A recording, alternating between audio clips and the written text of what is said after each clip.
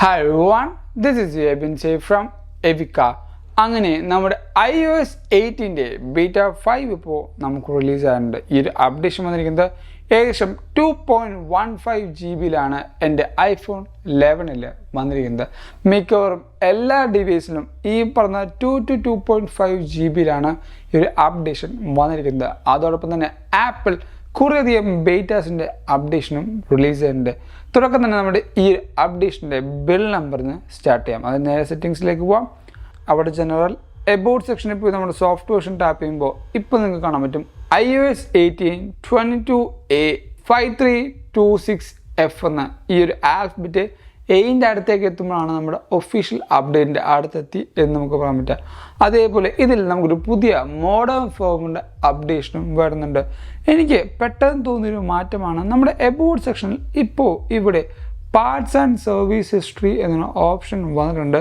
ഇവിടെ എടുക്കുകയാണെങ്കിൽ നമുക്ക് ഈ പറഞ്ഞ സർവീസ് ഹിസ്റ്ററിയും അതേപോലെ മാറ്റാനുള്ള നമ്മളിപ്പോൾ ഏതെങ്കിലും ഒരു third party applications third party ആയിട്ടുള്ള ഏതെങ്കിലും ഒരു പാട്ടോ നമ്മുടെ ഡിവൈസിൽ ഇൻസ്റ്റാൾ ചെയ്തിട്ടുണ്ടെങ്കിൽ ആ ഒരു പാട്ടും ഇവിടെ കാണിക്കാനുള്ള ഓപ്ഷൻ ഇവിടെ ആപ്പിൾ കൊടുത്തിട്ടുണ്ട്. എനിക്ക് ഇത് iOS 18ൽ പുതുതായിട്ടാണ് ഫീൽ ചെയ്തത്. നിങ്ങൾക്ക് ഈ ഒരു അപ്ഡേഷൻ ഉണ്ടെങ്കിൽ എന്തായാലും തൊട്ടതായിട്ട് കമൻറ്റ് ചെയ്യുക. അതേപോലെ നമ്മുടെ ഈ ഒരു അപ്ഡേഷനിൽ പുതിയ മോഡേൺ ഫേംവെയറിൻ്റെ അപ്ഡേഷനും ആപ്പിൾ റിലീസ് ചെയ്യുന്നുണ്ട്. അതുകൊണ്ട് തന്നെ ടെക്നിക്കലായ എന്തെങ്കിലും ഇഷ്യൂസ് ഉണ്ടെങ്കിൽ അത് കുറയാനും ഒരു അപ്ഡേഷൻ നമ്മളെ സഹായിക്കുന്നുണ്ട്. ഏറ്റവും ആദ്യത്തെ മാറ്റങ്ങൾ എന്ന് പറയുന്നത് നിങ്ങൾക്ക് ഇവിടെ രണ്ട് ആപ്പ് ഐക്കൺസ് നോക്കുമ്പോൾ ചേഞ്ചസ് മനസ്സിലാവും. ഒന്നാമത്തത് നമ്മുടെ ആപ്പിൾ മാപ്സിൻ്റെ ഐക്കൺ കുറച്ചും കൂടെ അവർ ചേഞ്ച് ചെയ്യുന്നുണ്ട്. അതേപോലെ ഫൈൻഡ് മൈയിലെ ആപ്പ് ഐക്കണും അവർ കുറച്ചും കൂടെ ബെറ്റർ ആക്കിയിട്ടുണ്ട്. ആ ഒരു ബ്ലാക്കിൻ്റെ കോൺസെപ്റ്റ് അല്ലെങ്കിൽ ആ ബ്ലാക്കിൻ്റെ കോൺട്രാസ്റ്റ് അവർ കുറച്ചും കൂടെ മാറ്റിയിട്ടുണ്ട്.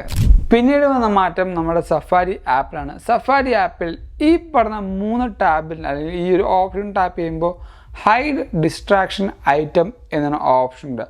അത് സെലക്ട് ചെയ്യുകയാണെങ്കിൽ ഇനി മുതൽ നമ്മുടെ സഫാരിയിൽ ഏതെങ്കിലും ഒരു പെർട്ടിക്കുലർ പോർഷൻ നമുക്ക് ഹൈഡ് ചെയ്യാൻ പറ്റും. ഫോർ എക്സാമ്പിൾ ഇപ്പോൾ ആ ഒരു ഓപ്ഷൻ എടുക്കാം. ഇവിടെ ടാപ്പ് ചെയ്യുമ്പോൾ ഹൈഡ് എന്നൊരു ഓപ്ഷൻ ഉണ്ട്. ഒരു ബ്യൂട്ടിഫുൾ ആനിമേഷനിൽ നമുക്കിപ്പോൾ ആ ഒരു കാര്യം ഹൈഡ് ചെയ്യാം. ജസ്റ്റ് ഇവിടെ ടാപ്പ് ചെയ്യാം. ഹൈഡ് എന്ന ഓപ്ഷൻ അത് മാറിയിട്ടുണ്ട്. ഇനി ഈ ഒരു സെലിബ്രേറ്റിംഗ് 3 years എന്ന ഓപ്ഷൻ ഹൈഡ് ചെയ്യാം. നിങ്ങൾക്ക് നോക്കുമ്പോൾ മനസ്സിലാവും ആ ഒരു ഡിവൈസിൽ അല്ലെങ്കിൽ ആ ഒരു ടെക്സ്റ്റിലുണ്ടായത് എന്തൊക്കെയാണോ അതെല്ലാം ഒരു ഇങ്ങനെ പൊടിഞ്ഞു പോകുന്ന പോലത്തെ ഒരു ആനിമേഷനിൽ iOS 18 സഫാരിയിൽ നമുക്ക് നല്ലൊരു മാറ്റമാണ് ആപ്പിൾ കൊണ്ടുവന്നിരിക്കുന്നത്. ഈ പറഞ്ഞ എല്ലാ കാര്യങ്ങളും ചിലപ്പോൾ നമുക്ക് ഡിസ്ട്രാക്ഷൻ മോഡിൽ ഹൈഡ് ചെയ്യാൻ പറ്റില്ല. ചില സെലക്റ്റഡ് കാര്യങ്ങൾ എന്തായാലും മാറ്റാൻ പറ്റും. ഇനി അടുത്ത അപ്ഡേഷനിൽ ആപ്പിൾ ഈ പറഞ്ഞ ഓപ്ഷൻ ഇനിയും റിഫൈൻമെൻറ്റ് ചെയ്യാനാണ് ചാൻസ് ഉള്ളത്. അടുത്ത് വരുന്ന മേജർ മാറ്റം നമ്മുടെ ഫോട്ടോസ് ആപ്പിലായിരുന്നു. ഏറ്റവും കൂടുതൽ കൺഫ്യൂഷൻ ഉണ്ടായ ഒരു ആപ്പായിരുന്നു ഫോട്ടോസ് ആപ്പ് എന്ന് പറയുന്നത്. കാരണം നമുക്ക് ഈ പറയുന്ന swipe to left and right option ആപ്പിളിൻ്റെ iOS 18 ഫോട്ടോസ് ആപ്പിൽ വന്നായിരുന്നു.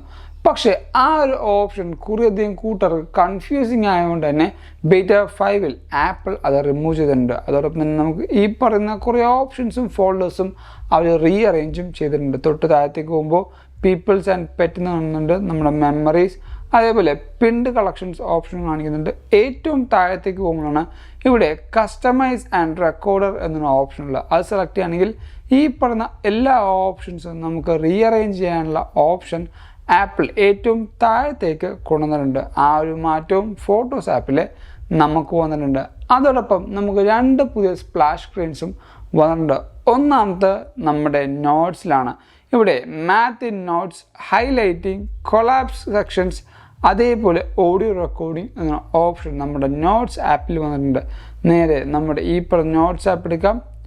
ഒരു പുതിയ പേജ് എടുത്ത് കഴിഞ്ഞിട്ട് ഇവിടെ നിങ്ങൾക്കൊരു അറ്റാച്ച്മെൻറ്റ് അല്ലെങ്കിൽ പേപ്പർ പിൻ്റെ സിമ്പിൾ ഉണ്ടാവും. അത് ടാപ്പ് ചെയ്യുകയാണെങ്കിൽ ഇവിടെ റെക്കോർഡ് ഓഡിയോ എന്നുണ്ട്. ഈ റെക്കോർഡ് ഓഡിയോ യൂസ് ചെയ്തുകൊണ്ട് നിങ്ങൾക്ക് ഡയറക്റ്റായിട്ട് തന്നെ ഈ പറഞ്ഞ നോട്ട്സ് ആപ്പിൽ എല്ലാ ഓഡിയോസും അതേപോലെ വേണ്ട ഫണ്ടമെൻ്റൽ കാര്യങ്ങളും ഇതിൽ സേവ് ചെയ്യാൻ പറ്റും. രണ്ടാമത്തെ സ്പ്ലാഷ് സ്ക്രീൻ എന്ന് പറയുന്നത് നമ്മുടെ ഹോം ആപ്പിലാണ്.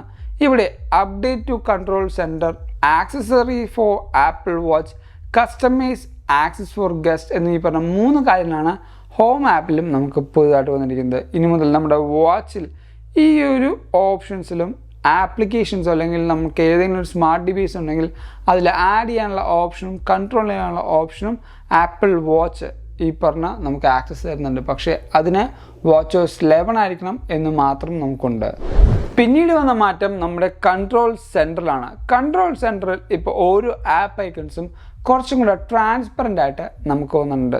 ഫോർ എക്സാമ്പിൾ ഇപ്പോൾ എൻ്റെ വാൾപേപ്പർ ഒരു ഗ്രീനിഷ് ആണ്, അതുകൊണ്ട് തന്നെ ബാക്ക്ഗ്രൗണ്ടിൽ ഈ പറഞ്ഞ കൺട്രോൾ സെൻറ്റർ എടുക്കുമ്പോൾ ഓരോ ആപ്ലിക്കേഷൻ്റെയും ട്രാൻസ്ലൂസൻസി ഇപ്പോൾ നമുക്ക് മാറ്റാൻ പറ്റുന്നുണ്ട് അല്ലെങ്കിൽ മാറിയിട്ടുണ്ട്.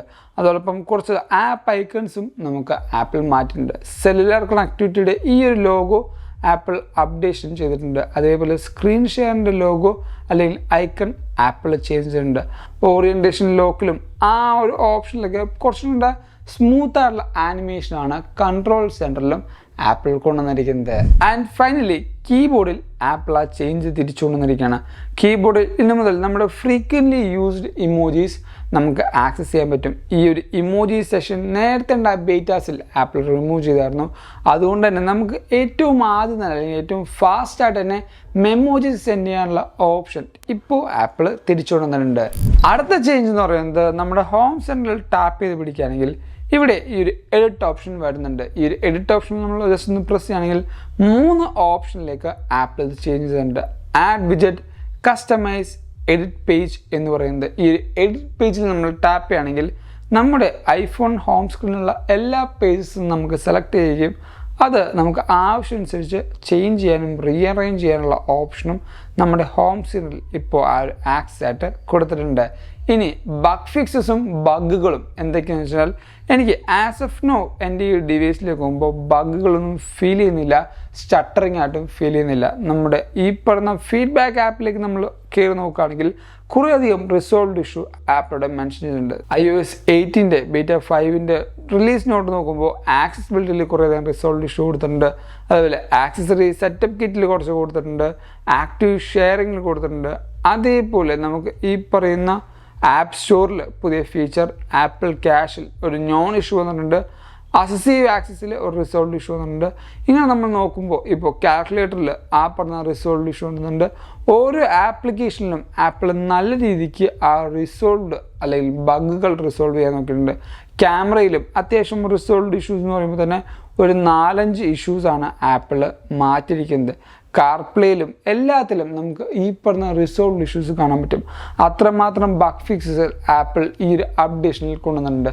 ഇനി ഈ ഒരു അപ്ഡേഷനിലും നിങ്ങൾക്ക് കുറേയധികം പുതിയ ബഗ്ഗുകൾ വരികയാണെങ്കിൽ ആപ്പിളിനെ എന്തായാലും ഈ പറഞ്ഞ ബഗ്ഗ് നിങ്ങൾക്ക് ഫീഡ്ബാക്ക് ആയിട്ട് സബ്മിറ്റ് ചെയ്യാൻ പറ്റും. ഈ പറഞ്ഞ സബ്മിറ്റ് ചെയ്ത ഓരോ ഫീഡ്ബാക്കും അനുസരിച്ചാണ് അടുത്ത അപ്ഡേഷനിൽ ആപ്പിൾ ആ ഒരു ബഗ്ഗ് മാക്സിമം കുറക്കാനായിട്ടും ശ്രമിക്കുന്നത്. സോ ഈ ഒരു ഡിവൈസിൽ ബഗ്ഗുകൾ ഉണ്ടോ എന്ന് വെച്ചാൽ ആസ് ഓഫ് നോ അല്ലെങ്കിൽ ഇനീഷ്യൽ ഇംപ്രഷനിൽ എനിക്ക് ബഗ്ഗുകളോ ബാക്കി കാര്യങ്ങളോ അറിയാൻ പറ്റുന്നില്ല. ഇനി ബാക്കി ഈ പറയുന്ന പെർഫോമൻസിൻ്റെ കാര്യം നോക്കുകയാണെങ്കിൽ ഞാൻ നേരത്തെ പറഞ്ഞ പോലെ അത്യാവശ്യം സ്മൂത്തായിട്ട് തന്നെയാണ് പോകുന്നത്. വലിയ സ്റ്റട്ടറിങ്ങോ അതേപോലെ ബഗ്ഗോ ലാഗോ ഫീൽ ചെയ്യുന്നില്ല. ക്യാമറ ഓപ്ഷൻ എടുക്കാം, ഫാസ്റ്റായിട്ട് ലോഡായിട്ടുണ്ട്. ഈ പറഞ്ഞ ആപ്പിൾ മ്യൂസിക് എടുക്കാം, ആപ്പിൾ മ്യൂസിക്കും അത്യാവശ്യം നല്ല ഫാസ്റ്റായിട്ട് ലോഡായിട്ടുണ്ട്. ഇനി ഈ പറയുന്ന ഫേസ് ടൈം എടുക്കാം, ഫേസ് ടൈം അത്യാവശ്യം ഫാസ്റ്റായിട്ട് ലോഡായിട്ടുണ്ട്. അതേപോലെ ക്ലോക്ക് ആപ്പ് എടുക്കാം, ക്ലോക്ക് ആപ്പും അത്യാവശ്യം നല്ല ഫാസ്റ്റായിട്ട് തന്നെ ലോഡ് ആവുന്നത്. എല്ലാ ആപ്ലിക്കേഷനും ഫാസ്റ്റായിട്ട് ലോഞ്ച് ആവുന്നുണ്ട്. ഒരു ലാഗോ അതേപോലെ എന്താ പറയുക ഒരു സ്ലോ ആപ്പ് ലോഞ്ചോ അങ്ങനത്തെ ഒരു ഇഷ്യൂസും ഈ പറയുന്ന iOS 8 ബീറ്റ 5 ഫീൽ ചെയ്യുന്നില്ല. ഇനി എന്നായിരിക്കും iOS 18 ബീറ്റ 6 റിലീസ് ആവുമെന്ന് വെച്ചാൽ മിക്കവാറും ഇപ്പോൾ ഒരു ആപ്പിൾ സ്കെഡ്യൂളിൽ പോകുന്നത് ഒരു വീക്ക്ലി സൈക്കിളിലാണ്. അതുകൊണ്ട് തന്നെ നെക്സ്റ്റ് വീക്കിൽ നമുക്ക് ഒരു iOS 18 ബീറ്റ 6 കാണാനുള്ള ചാൻസ് ഉണ്ട്. അതേപോലെ ഒഫീഷ്യൽ അപ്ഡേറ്റ് എന്നായിരിക്കും എന്ന് വെച്ചാൽ മിക്കവാറും സെപ്റ്റംബർ 10 ആയിരിക്കും ആപ്പിൾ ഈ പറയുന്ന RC റിലീസ് നമുക്ക് വരുത്തുന്നത്. അതിനുശേഷം നെക്സ്റ്റ് വീക്കിൽ തന്നെ ഒരു മൺഡേ ഓർ ട്യൂസ്ഡേ തന്നെ iOS 18 പബ്ലിക്കലി ആപ്പിൾ റിലീസ് ചെയ്യാനുള്ള ചാൻസ് ഉണ്ട്.